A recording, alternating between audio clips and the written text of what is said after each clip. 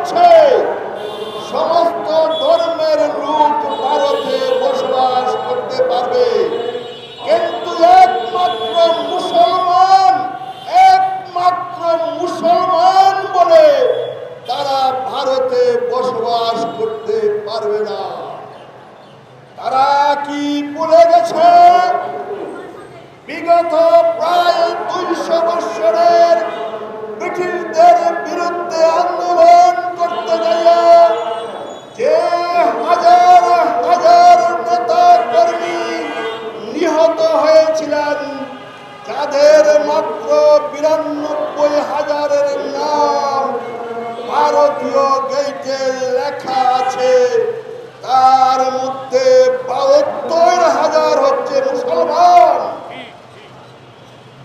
বন্ধুগণ, তারা কি ভুলে গেছে যে ভারতবর্ষ 750 বছর যাবৎ মুসলমানরা শাসন করেছে, অথচ কোনো হিন্দুর উপর কোনো অত্যাচার হয় নাই? তারা কি ভুলে গেছে যে ভারতে 21 কোটি মুসলমান, তাদেরকে তুরিমিয়ে ভারত থেকে বাইর করে দেবে? পৃথিবীর অন্যান্য দেশ কি তাকিয়ে তাকিয়ে দেখবে? আমি ভারতের যারা শান্তিপূর্ণ জনগণ,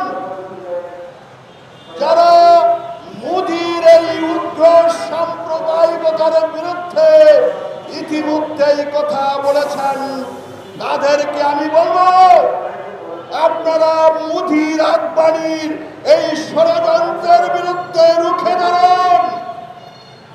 তা না হলে এমন একদিন আসবে যে এই ভারতবর্ষ মুসলমানরা শাসন করবে, তখন 150 কোটি হিন্দু আপনারা যাবেন কোথায়?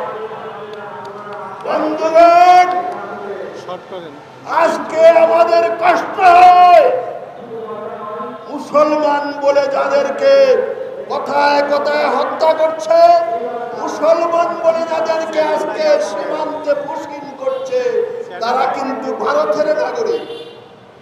শত শত বছর যাবৎ তারা উত্তরাধিকার সূত্রে ভারতে বসবাস করছে। এমনকি 1947 সালে দেশ স্বাধীন হওয়ার পরও তারা পাকিস্তানে আসে নাই।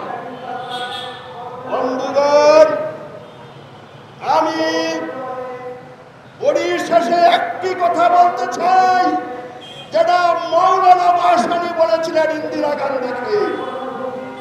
1971 সালে দেশ স্বাধীন হওয়ার পর যখন মৌলানা ভাসানীকে গৃহবন্দী দেখে ইন্দিরা গান্ধীর সাথে সাক্ষাৎ করতে দেওয়া হয়েছিল, তখন ইন্দিরা গান্ধী হুজুরকে কদম বুঝি করে বলেছিলেন, হুজুর, আমি ব্যস্ত ছিলাম, আপনার খোঁজ খবর নিতে পারি নাই।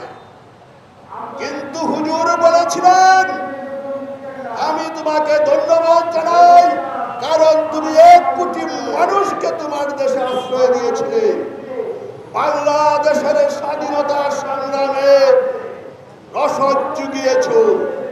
কিন্তু তোমাকে সাবধান করে দিতে চাই, বাংলাদেশের দিকে যদি চোখ তুলে তাকাও, তাহলে বাংলার জনগণ, বিশেষ করে আমি জীবিত থাকা অবস্থায়, তা কখনো ক্ষমা করব না।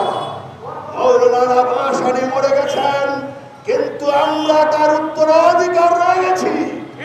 আমরা পরিষ্কার ভাবে ভারতকে বলে দিতে চাই, এদেশের মানুষ স্বাধীনতা চিনিয়ে এনেছে, স্বাধীনতা রক্ষা করতে জানে।